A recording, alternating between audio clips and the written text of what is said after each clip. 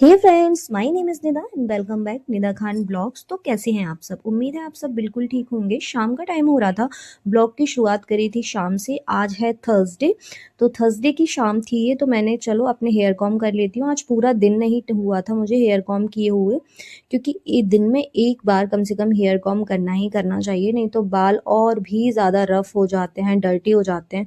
बालों को क्लीन करना ज़रूरी है, क्योंकि सबके साथ ही प्रॉब्लम हो रही है बालों की, हेयर फॉल की, बाल झड़ने वाली। तो मैंने तो कई चीज़ें ट्राई करके देख ली, मुझे कोई फ़ायदा नहीं मिल रहा है। अगर आपको किसी चीज़ से फ़ायदा मिल रहा है, जो लोग मेरे ब्लॉग देख रहे हैं, अगर फ़ायदा मिल रहा है तो प्लीज़ जल्दी से कमेंट करके बता दीजिए। ठीक है, तो अभी आप इंग्रेडिएंट देखिए और बताइए कि हमारे किचन में आज क्या बन रहा है। हस्बैंड आ गए थे, पूछ रहे थे आने से पहले किचन में कि मैं आ जाऊँ, ब्लॉग बन रहा है। मैंने कहा आ जाओ, कोई बात नहीं।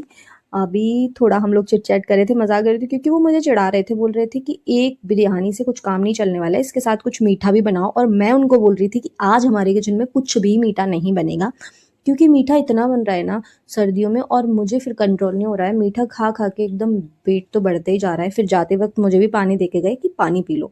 मैंने कहा ठीक है जी, पी लेते हैं। अब तो आज क्या कर रही थी मैं, अपनी जो किचन की पैंट्री है उसको रिफ़िल कर रही थी, क्योंकि लास्ट व्लॉग में आपने देखा था हमने ग्रॉसरी की थी। अब उस ग्रॉसरी को फिल करने का टाइम था, क्योंकि जब मैंने ऐसे ही रख दिया था, टाइम भी नहीं था। और हर चीज़ का एक टाइम होता है, मैनेज करके चलती हूँ कि आज मुझे ये करना है, कल ये करना है, तो आज का ही टाइम था कि आज मैं फिल कर लूँगी। तो यहाँ पर सबसे पहले मैंने ऑयल फिल किया, और ऑयल तो हम बीच बीच में करते ही रहते हैं। ऑयल क्या होता है, ज़्यादा लगता है और जल्दी ही ख़त्म हो जाता है। अब ये मैंने यहाँ पर नमक, मिर्ची, धनिये, हल्दी सब कुछ जल्दी-जल्दी से भरना जो शुरू किया। और यहाँ पर आप देख रहे होंगे कि जो हमारे कंटेनर हैं, उनको मैंने वॉश नहीं किया, मैं एज़ इट इज़ ही भर रही हूँ। जो भी सामान है वो इसलिए मैं एज़ इट इज़ फ़िल कर रही हूँ, क्योंकि अब आने वाले हैं रमज़ान। सबको ही पता है रमज़ानों से पहले हम लोग डीप क्लीनिंग करते ही हैं। तो अभी रमज़ानों में थोड़ा टाइम है, तो मैं डीप क्लीनिंग रमज़ानों के लगभग करूँगी। टचवुड जब 8 से 10 दिन रह जाएँगे, उस टाइम मैं फिर फुल किचन डीप क्लीनिंग कर लूँगी। तो अभी इसीलिए मैंने फ़िल कर लिया कि जब तक ये खाली भी हो जाएगा। हाँ जी, अब आप ये स्पाइसेस बॉक्स देख रहे हैं, ये मुझे फरहान ने गिफ्ट किया था मदर्स डे पे। वो कई चीज़ें मुझे मदर्स डे पे ऐसी-ऐसी गिफ्ट की है ना उसने, बहुत ही अपनी एकदम पॉकेट मनी से मुझे गिफ्ट किया था। तो ये मेरे लिए बहुत स्पेशल है, लेकिन ये बहुत काम की भी चीज़ है। अगर आप लोग भी मँगाना चाहते हैं तो आप मीशो से इसको परचेज़ कर सकते हैं। बहुत ही अच्छी और बहुत ही बढ़िया चीज़ है, एंड मैं लिंक डिस्क्रिप्शन बॉक्स में दे दूँगी। बहुत मज़ा आ रहा है इसको हमें यूज़ करके, एंड देखने में भी अच्छा एक स्मार्ट लुक देती है।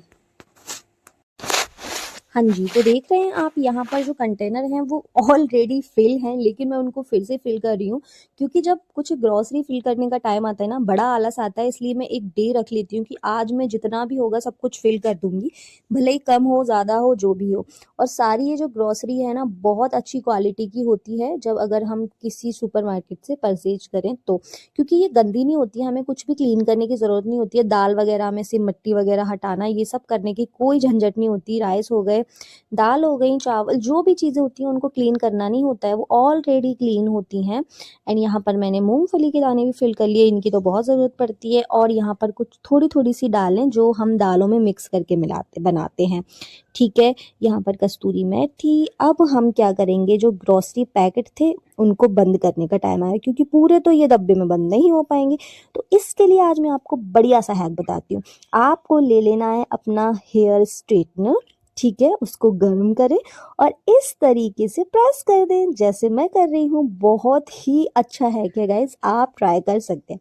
अगर आपके पास हेयर स्ट्रेटनर नहीं है, स्ट्रेटनर नहीं है, तो आप क्या कर सकते हैं, आपके घर में चिमटा तो होगा ना रोटी बनाने वाला, बस उसको गैस पे गरम कीजिए, एंड इस तरीके से आप चिपका दीजिए पैकेट के ऊपर। एकदम बढ़िया से आपके जो पैकेट हैं वो सील्ड हो जाएंगे, जैसे कि आपने मार्केट से ही इनको सील करवाया हो। बहुत बढ़िया था ये हैक, ठीक है, आप भी ट्राई करें। अब मैंने सारी जो ग्रॉसरी थी, एक बड़ा सा बकेट रख रखा है मैंने, बकेट जैसा, उसमें भर के रखती हूँ। जब हमें ज़रूरत पड़ती है तो हम अगेन इनको रिफ़िल करते हैं, क्योंकि सामान लाने की फिर प्रॉब्लम होती है, कौन लाएगा, इसलिए हम इकट्ठा ही सारा ला देते हैं। अब यहाँ पर कुछ बिस्किट वगैरह थे, तो उसका भी बॉक्स मैंने रिफ़िल कर लिया, और गंदा हो रहा था इसका लिड, तो हाथ ही हाथ इसको भी क्लीन कर दिया, और क्लीन करके अब मैं रख दूँगी। एंड अब थोड़ा सा ब्रेक लेने का टाइम था। किचन में तो ऑलरेडी कुकिंग चल ही रही थी, लेकिन बीच में आ गई थी हस्बैंड के पास। क्योंकि जहाँ ये गए थे वहाँ से फ्री होके आए, तो मैंने कहा चलो इनको थोड़ा बहुत कुछ खिलाते हैं, ठीक है। उसके बाद देखिए यहाँ पर ऑलरेडी मेरी बिरयानी डन हो गई थी एंड बिरयानी में ऊपर से हमें करनी थी गार्निशिंग। तो मैंने धनिया और जो हमारे ऑनियन क्रम्स रहता है उनके साथ और थोड़ा सा मैंने यहाँ पर फूड कलर भी ऐड कर दिया, एक अच्छा सा टच मिल जाता है एंड बहुत बढ़िया लगती है। अब इसको हम दम कर देंगे, ठीक है। दम लगाने से बहुत अच्छी फ्रेगनेंस, मतलब क्या स्टीम बनती है तो बहुत अच्छा टेस्ट आता है। डायरेक्ट कुकर में बनाना और इस तरीके से भगोने में बनाना एक अलग ही चीज, मतलब टेस्ट आ जाता है। अब मैंने यहाँ पर इसको साफ़ सफाई की किचन की, क्योंकि पूरा गंदा कर दिया था। साथ ही मैंने रायता बना लिया। रायता बहुत ही सिंपल था, चटनी, दही, प्याज और चाट मसाले के साथ हमने इसको फिर बना लिया एंड किचन हमारी नीट एंड क्लीन हो गई थी, आप लोग भी देख सकते हैं। ग्रॉसरी भी ऑलरेडी फुल हो गई थी, फिल हो गई थी, ठीक है। अब हो गई थी नेक्स्ट मॉर्निंग एंड आज है जुम्मे का दिन, तो सारी क्लीनिंग थोड़ी सी एक्स्ट्रा करने वाली थी मैं, लेकिन बेडशीट नहीं बदलूंगी क्योंकि कल ही मैंने बदली थी बेडशीट, आप लोगों ने देखा भी होगा वीडियो में। अरे सॉरी, शायद मैंने वो बेडशीट चेंज करने वाला वीडियो शेयर ही नहीं किया।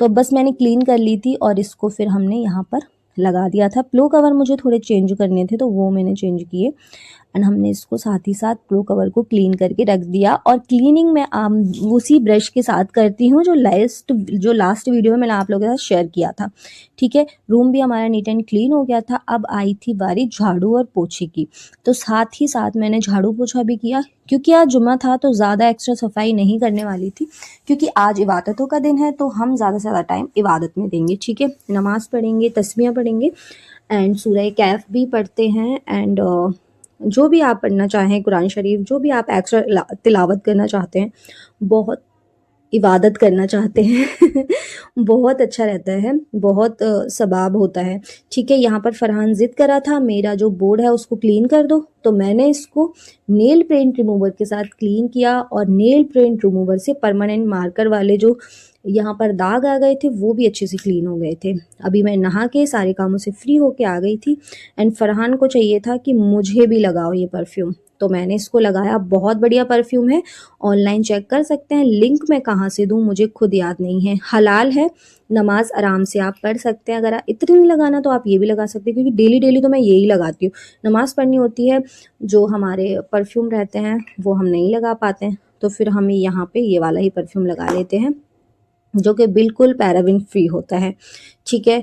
और इसमें अल्कोहल नहीं होता है, तो अल्कोहल फ्री वाले परफ्यूम ही हम यूज़ कर सकते हैं नमाज के टाइम। तो मैं यहाँ पे नमाज के लिए रेडी हो रही थी, तो फरहान मुझसे बोल रहा था मम्मा मैं भी पढ़ूंगा नमाज। मैंने कहा चलो आप भी आ जाओ, आप भी पढ़ लो, क्योंकि बहुत टाइम के बाद आज जुमे के दिन ये घर में था। आज बहुत ज़्यादा सर्दी हो रही थी, सुबह जब मैं उठी इतना फौकता उठ गई थी, लेकिन मन नहीं किया कि फरहान को स्कूल भेजूं।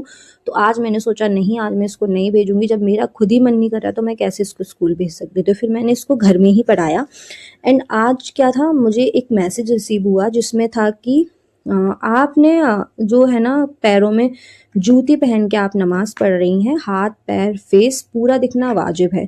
हाँ जी बहन, तो वो वाजिब है मुझे पता है, लेकिन आपने शायद गौर नहीं किया, मैंने जूती बिल्कुल नहीं पहने, हमने सॉक्स पहने हैं क्योंकि सर्दी चल रही है और सॉक्स पहन के नमाज बिल्कुल हो सकती है, ये मैंने पता किया है। एंड आपका मैसेज करने के बाद मैंने दोबारा रिसर्च किया कि ये सही है या नहीं, तो हाँ जी बिल्कुल सही है। हम